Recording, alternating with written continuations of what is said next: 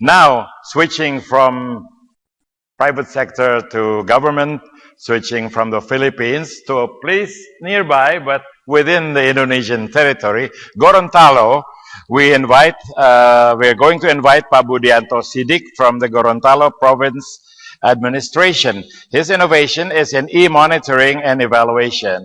As he walks on stage, I should say that Pak Budianto is the head of the Bureau of Development and Economic Oversight of Gorontalo Province. His main task is to assist the governor of Gorontalo in monitoring and controlling the development activities undertaken by the local government. Silakan Pak Budianto. Thank you, Mr. Wimal.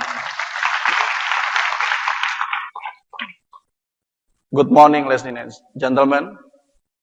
First of all, I would like to introduce myself.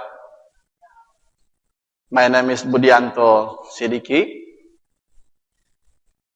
Head of Bureau of Development and Economic Oversight of Gorontalo Province, Indonesia. All participants, allow me to present in bahasa Indonesia. Baik Bapak Ibu sekalian yang saya hormati, senang sekali berada di sini berbagi pengalaman transparansi di provinsi kami. Di tahun 2012, ketika pertama kali saya menduduki posisi ini, saya menemukan kesulitan di dalam melaksanakan tugas membantu gubernur melakukan pemantauan, melakukan evaluasi, pengendalian, dan pelaporan aktivitas pembangunan yang tersebar, yang dilaksanakan oleh setiap instansi di seluruh Provinsi Gorontalo. Beberapa persoalan lain yang kami identifikasi antara lain, saya melihat ada ketimpangan proporsi belanja. Belanja publik itu hanya 30%. Mohon maaf, ya belanja publik hanya 30%, sedangkan belanja aparat itu mencapai 70%. Yang kedua adalah, saya melihat setiap tahun dan selama bertahun-tahun, saya menemukan selalu terjadi keterlambatan dalam pelaksanaan kegiatan pembangunan. Hampir setiap tahun, pelaksanaan kegiatan pembangunan itu baru dimulai di pertengahan tahun, bahkan menumpuk di akhir tahun. Dan yang ketiga, saya menemukan persoalan bahwa masyarakat tidak memiliki akses yang memadai untuk mengetahui, mendapatkan informasi apa saja yang dilakukan oleh pemerintah daerah. Berangkat dari persoalan ini, saya mencoba bersama tim saya di Biro melakukan perbaikan manajemen pengendalian dengan mendesain sebuah aplikasi sederhana, aplikasi online yang kami beri nama e-Monep atau Electronic Monitoring, Evaluasi, dan Pelaporan.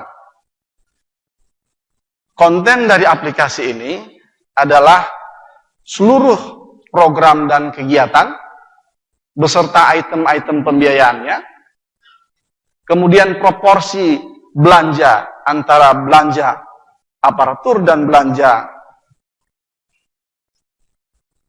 publik, kemudian ada program-program unggulan dan program strategis provinsi, ada program yang ditujukan untuk percepatan pencapaian Millennium Development Goals, ada target kinerja dan raport SKPD atau instansi pemerintah daerah. Nah, Bapak Ibu sekalian yang saya hormati, selama 2 tahun kami melaksanakan ini, maka kami melihat ada kemajuan yang berarti. Yang pertama adalah proporsi belanja publik yang tadinya 30%, secara bertahap terjadi peningkatan di tahun 2013 sebesar 66%, bahkan di tahun ini 2014 mencapai 70%. Yang kedua, terjadi akselerasi percepatan pelaksanaan pembangunan. Dari data Emonep, di triwulan 1, perbandingannya antara triwulan 1 2012, pelaksanaan kegiatan percepatan serapan anggaran baru mencapai 10% dibandingkan dengan tahun 2013 di triwulan yang sama 100% meningkat menjadi 20%. Dan ini adalah dampak dari pengendalian berbasis Emonep tadi. Yang ketiga adalah terjadi peningkatan kinerja instansi pemerintah daerah.